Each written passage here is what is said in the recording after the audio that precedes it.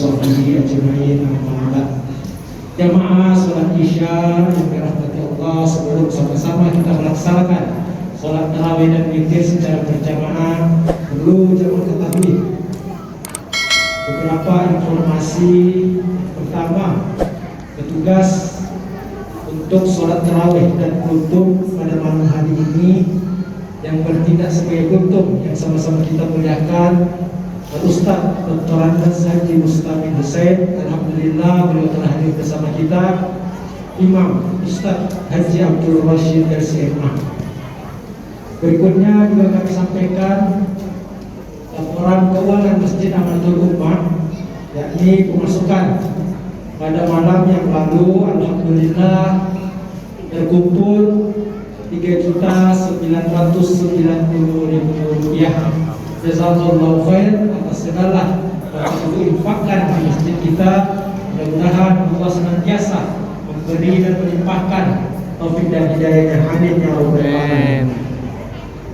Adapun pengeluarannya yakni sebesar Rp500.000, Rp320.000. Yang terakhir yakni kami juga melaporkan malam kemarin telah terjual atau telah habis 18 paket.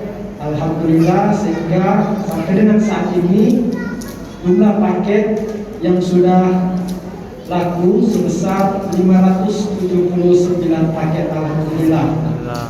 Sehingga kekurangannya masih sebesar 1.420 paket. Jadi kami menghimbau kepada jamaah, mari sama-sama kita berpartisipasi untuk pengadaan mobil jenazah.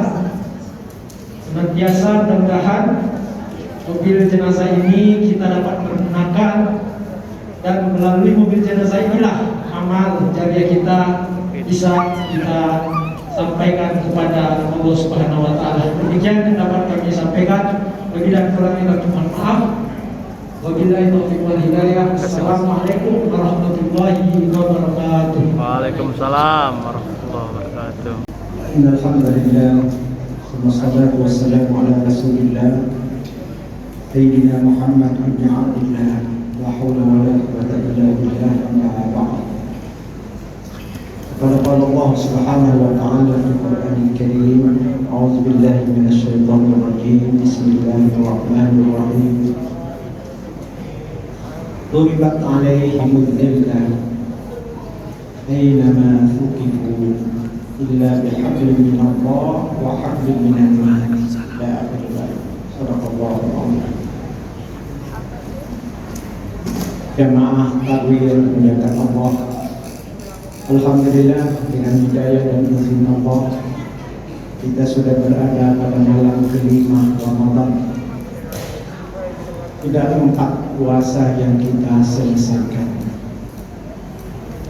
Mudah-mudahan apa yang kita lakukan selama bulan Ramadan ini semuanya akan menjadi nilai ibadah di sisi Allah Subhanahu wa ta'ala, sehingga kita memudahkan untuk mendapatkan apa yang dijanjikan Allah kepada hambanya yang beraktivitas di bulan Ramadan. Kalau kita lihat ayat Allah dalam Al-Quran, ada 3 poin yang paling utama bagi orang yang punya kemampuan melakukan nilai-nilai pendekatan kepada Allah di bulan Ramadan. Yang pertama, la'allakum tattaqun. Bagi yang berpuasa, Allah akan mengangkat derajatnya menjadi hamba yang bertakwa. Kemudian bagi hamba selain dari puasanya, tapi banyak melakukan aktivitas kebajikan-kebajikan yang lainnya, maka Allah angkat derajatnya menjadi golongan la'allakum tashkurun, supaya menjadi hamba yang bersyukur. Yang ketiga, kalau ada hamba yang senantiasa terus melakukan ibadah, doa, sampaikan kepada Allah supaya semua kesalahan-kesalahan masa lalunya diampuni oleh Allah di bulan Ramadan, dan mudah-mudahan dengan bersihnya dari dosa maka dia diberikan gelar la'allahum yarshudun, hamba yang mendapatkan petunjuk irsyad untuk dipakai sebagai sarana melaksanakan kehidupannya minimal 1 tahun ke depan. Inilah 3 janji Allah dan tertera di dalam Al-Quran. Kalau bicara tentang kesyukuran, kenapa Allah masukkan kesyukuran itu sebagai interpoin di dalam Ramadan ini sebagai amal ibadah? Karena Allah berpikir la in syakartum la azidannakum. Kalau sang hamba itu senantiasa terus bersyukur apa yang diberikan Allah, Allah bukan berhenti memberikan hidayah atau rahmat atau rezeki, tapi Allah mau tambahkan terus. Tapi apa yang terjadi kata Allah? Wa qalilun min ibadiyasy syakur. Ternyata dilihat di lapangan sedikit sekali hamba Allah yang bersyukur kepada mereka. Diberi nikmat, mereka diberi kesuksesan, mereka diberi sarana dan prasarana kehidupan, tapi seolah-olah yang memberi dilupakan oleh orang yang mendapatkan petunjuk Allah Subhanahu wa Ta'ala.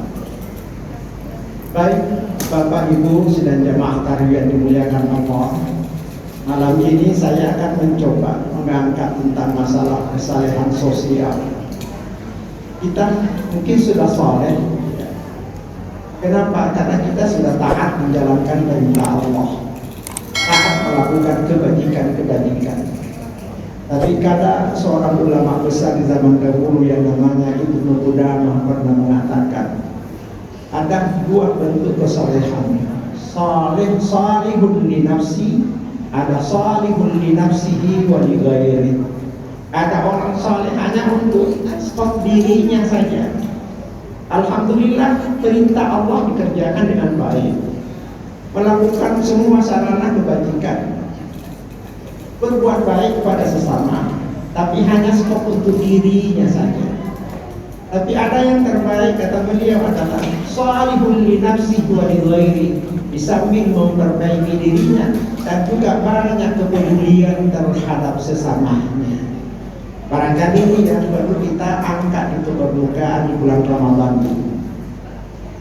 Rasulullah Shallallahu Alaihi Wasallam pernah mengatakan bahwa ahabul a'mali ilallah sururun tadkhulu ala qalbil muslim. Amal-amal yang dicintai oleh Allah, kalau ada hambanya yang mampu melakukan komunitas, sarana hubungan terhadap sesama, selalu memberikan rasa kegembiraan dalam hidup seseorang. Dia tidak merasakan nikmat sendiri, tapi kalau melihat tetangganya, saudaranya ada yang kekurangan, mereka selalu memberikan tausiah, memberikan nasihat atau membantu dalam bentuk moral atau materi. Karena ingin kenikmatan itu terbagi kepada orang lain. Yang kedua, ada ulama zaman dahulu, sahabat Rasulullah Sallallahu Alaihi Wasallam, termasuk perawi hadis yang terkenal namanya Abu Hurairah. Abu Hurairah ini pernah datang ke Madinah, lalu dia salat sunnah di Raudah. Raudah itu adalah tempat, kata Nabi, Raudah min riyadil jannah. Nanti taman-taman surga di situ. Begitu banyaknya orang di situ, dia melihat seorang orang tua. Kok orang ini tidak bisa masuk ke di dalam lingkup Raudah itu, karena orang berdesak-desakan. Jadi Abu Hurairah ini mengambil inisiatif, datangi orang tua itu, carikan tempat. Begitu dapat tempat di situ, turunlah dia sholat sunnah 2 rakaat dan disampaikan, hai orang tua, berlama-lama di tempat ini, sholat sunnahlah sebanyak-banyaknya, zikirlah sebanyak-banyaknya, dan bacalah Al-Quran sebanyak-banyaknya. Tidak ada yang menghalangi Anda, tidak akan ada orang mengusir Anda di tempat ini.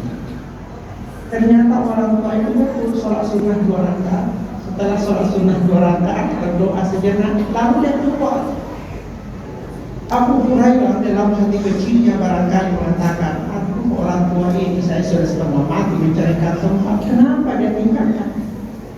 Ternyata begitu dia tinggalkan, Abu Hurairah dia buruk orang tua, kenapa kau tinggalkan tempat itu, hai orang tua?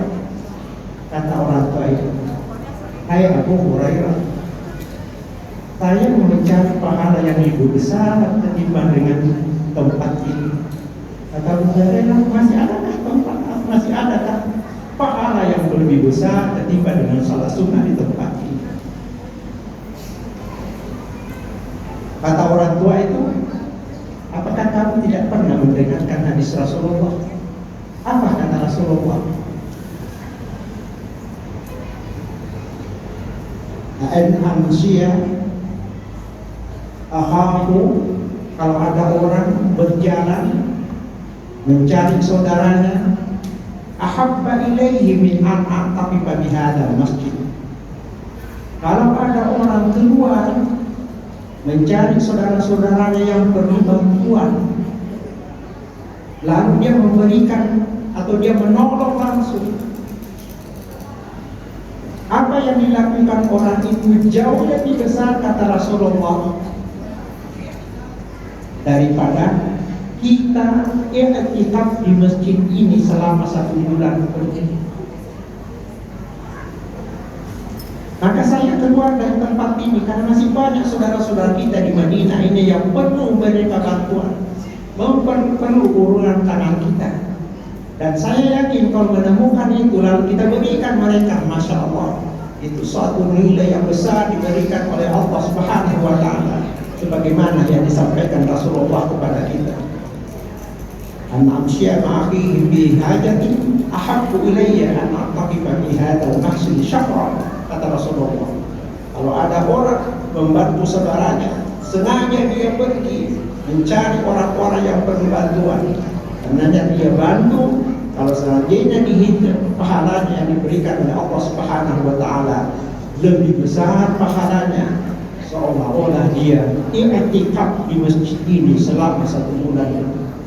Masya Allah, begitu indahnya, begitu besarnya kepedulian sosial kita yang dinilai oleh Allah sebagai amal jariah yang diberikan pada seorang hamba. Jamaah tabu yang dimuliakan Allah Subhanahu wa Ta'ala, ada sisi lain yang sangat menarik juga. Ada ulama di zaman dahulu namanya Ibnu Qayyim al-Jauziyah. Beliau pernah mengatakan, Rubbama tanumu asyaratin da'watin turfa'ulat. Ada orang di malam hari mereka tidur nyenyak, tapi di malam yang sama itu begitu banyak doa-doa yang datang kepada Allah untuk dia. Dari mana doa-doa itu?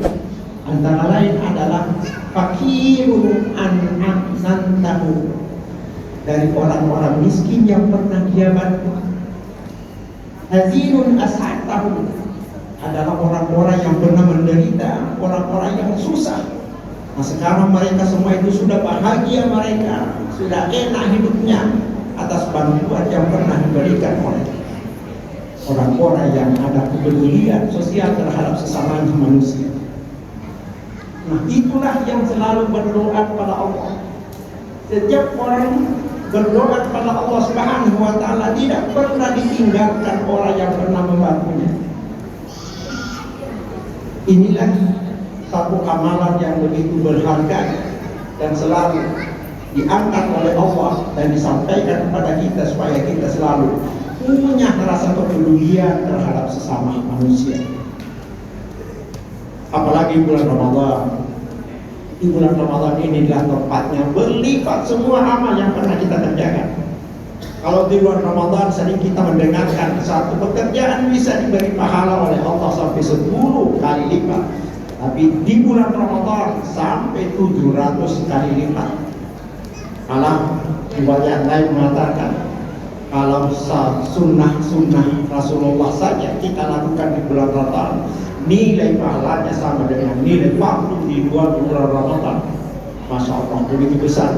Maka kita heran kita kalau saudara-saudara kita terus memacu diri, ya berjuang untuk senantiasa melaksanakan perintah Allah dengan sebaik-baiknya di bulan Ramadan, menyisihkan waktu untuk ibadah pada Allah.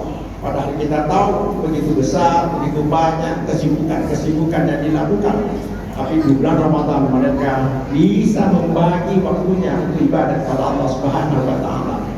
Orang seperti itulah di hari kemudian nanti dalam hadis qudsi yang disampaikan oleh Mu'adz bin Jabal yang dikeluarkan oleh Imam Malik. Apa kata Allah dalam hadis qudsi? Wahai malaikat, ainal mutabadiluna bi jalali udilluhum yawma la dhilla illa dhilli. Hai malaikat, cari hamba-hambaku yang dulu waktu hidupnya di dunia selalu berbagi terhadap sesamanya, punya rasa peduli terhadap sesamanya. Nah sekarang udilluhum yawma la dhilla illa dhilli, saya sudah siapkan naungan ibadah di mahsyar yang begitu terik matahari, panas bukan main. Tapi pada saat itu orang-orang yang pernah punya kepedulian terhadap sesamanya, saling membantu kepada saudara-saudaranya, Allah siapkan sendiri tempat dan naungan pada saat itu. Dan malaikat diperintahkan mencari siapa di antara mereka. Udilluhum yawma la dhilla illa dhilli. Kata Allah, pada saat itu tidak ada naungan kecuali naungan yang memang dibikin oleh Allah, disiapkan oleh Allah, diperuntukkan kepada hamba-hambanya yang punya rasa kepedulian terhadap sesama. Jemaah tahu yang dimuliakan Allah Subhanahu wa Ta'ala, banyak sarana yang perlu kita lakukan dalam kepedulian itu. Kalau si infak sedekah sudah biasa, ya. Yang hebat itu adalah kalau kita mampu melakukan penyerahan harta, ya, sekalipun hukumnya adalah sunnah muakkadah, tapi kalau itu dilakukan akan menjadi nilai jariah di sisi Allah Subhanahu wa Ta'ala. Itulah yang dinamakan wakaf. Tapi bagi saudara-saudara kita yang memiliki kemampuan yang tinggi, dilebihkan rezekinya oleh Allah. Selain daripada zakat fitrah yang kita keluarkan, maka kita juga dituntut dengan zakat mal, ya, perhitungan harta. Tapi nantilah insya Allah saya akan sampaikan secara detail tentang masalah zakat harta, karena saya lihat di jadwal masih ada jadwal saya yang kedua kalinya nanti setelah mungkin 10 Ramadan ke atas, dan saya akan membayarkan kepada kita semua kewajiban-kewajiban tentang zakat harta itu. Batas minimal orang yang sudah wajib mengeluarkan kena kewajiban zakat harta, dan kemana saja yang kita harus salurkan, dan terbaik harta itu kita keluarkan melalui amil ataukah langsung kepada mustahik yang biasanya kita lakukan. Nantilah kita akan sampaikan secara detail pada malam yang kedua nanti insyaallah. Mudah-mudahan Allah memberikan kita kekuatan, kesehatan sehingga kita bisa bertemu lagi. Demikian yang dapat saya sampaikan pada pertemuan hari ini. Mudah-mudahan Allah senantiasa memberikan kita kekuatan lahir batin, kesehatan, sehingga kita bisa menyelesaikan nilai Ramadan sebaik-baiknya dan penuh ketulusan dan keikhlasan, menjadikan amal ibadah kita adalah amal ibadah yang berkualitas dan mengangkat harakat dan martabat kita menjadi hamba yang bertakwa di sisinya. Amin ya rabbal alamin. Demikian, mohon maaf segala kekurangannya. Semoga Allah memberikan hidayahnya kepada kita. Wassalamualaikum warahmatullahi wabarakatuh. Waalaikumsalam warahmatullahi wabarakatuh.